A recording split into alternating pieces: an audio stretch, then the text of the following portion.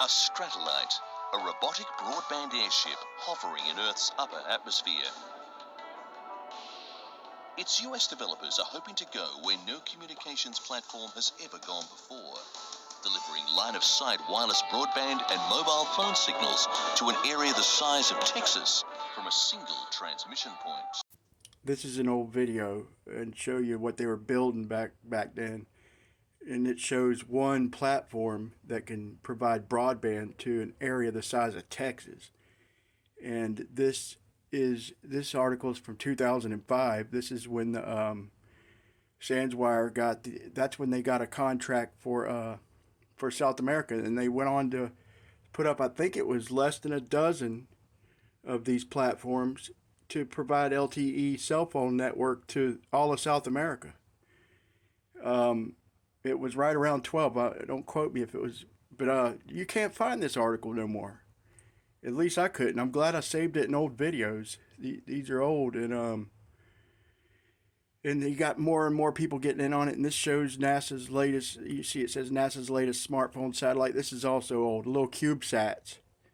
And you could look up. They have the patents on multiple different types of these things, and how, you know, the ion thrusters, how they work, and the altitudes that they sit at, and how they can station them in one place. This has been going on for a long time.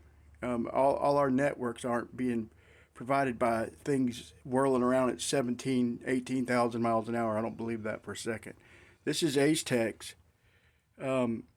first satellite in upper atmosphere. So I went to look up what it says in their latest thing. It just says, you know, that they've got a contract with the European Space Agency with a constellation, like a satellite constellation. But they don't mention in this latest article that it's a constellation of high altitude balloons, do they? But we just, you know, we've seen that that's what it was. And this is Google Patents geostationary high altitude platforms.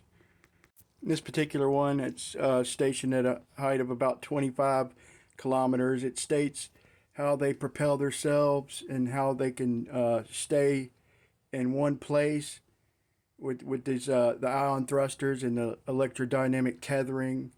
I mean, it just goes into detail. There's many kinds of systems. So I mean, they're showing you what's going on above us. This is how we get our communications.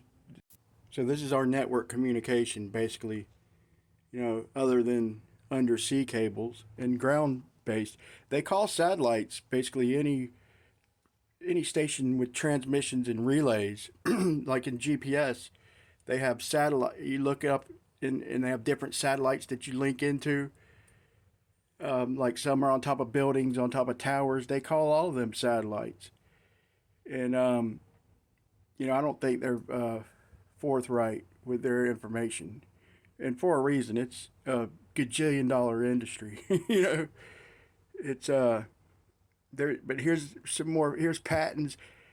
Just method apparatus for converting solar radiation to electrical power. These are all patents on these high altitude balloons and planes and blimps. There's multiple ways they do it, and like I said, it dates back. You know, if I'm not mistaken, like the late 70s, early 80s. I don't know how far the patents go back, but this is nothing new. So you see here, like communication satellites at high altitude, lighter than air platforms, high altitude, lighter than air stationary platforms. That's 1996, a popular one there. It talks about the pressure up there and how they can hold position. And I mean, there they are. That's a real picture. That wasn't CGI there. That's what's going on up there. You know, it's right in front of our face. What's going on? It ain't satellites providing our networks whirling around at 18,000 miles an hour up there, where we lose line of sight every 30 minutes. I mean, come on, man. So I'll go over a little bit. The present invention, a system of high-altitude, lighter-than-air telecommunication platforms, is specifically designed to provide an economical and environmentally compatible system for affecting global and regional telecommunications. A Corona ion engine using ambient air as fuel and solar radiation as power source. Okay, and objectives. Technological advances in the field of communications, and more particularly in the field of satellite-based communication systems, have allowed for great advancements in regional and global communications. Today's satellites. Now, remember, all this is talking about high altitude telecommunication signals from and to ground stations. Look down at the bottom. The predetermined height is between 19 and 56 kilometers. That's between 12 and 35 miles. It's talking about the relays from up there to the Earth station. So these are satellites. I mean, they're telling you what they are. They're global, quote unquote, satellites. Look where it says here, talking about the characterizing at least part of the balloon shell is made of electrochromatic material. You know, it's all in your face. And this is talking about worldview, where a bunch of aerospace engineers got together and people who work for NASA, like they wanted in on that. Look, that was in Telesat 11. If you go back to Robert Bassano's, where he listed all the balloons that they launched in Switzerland, and then Telesat was all up in that.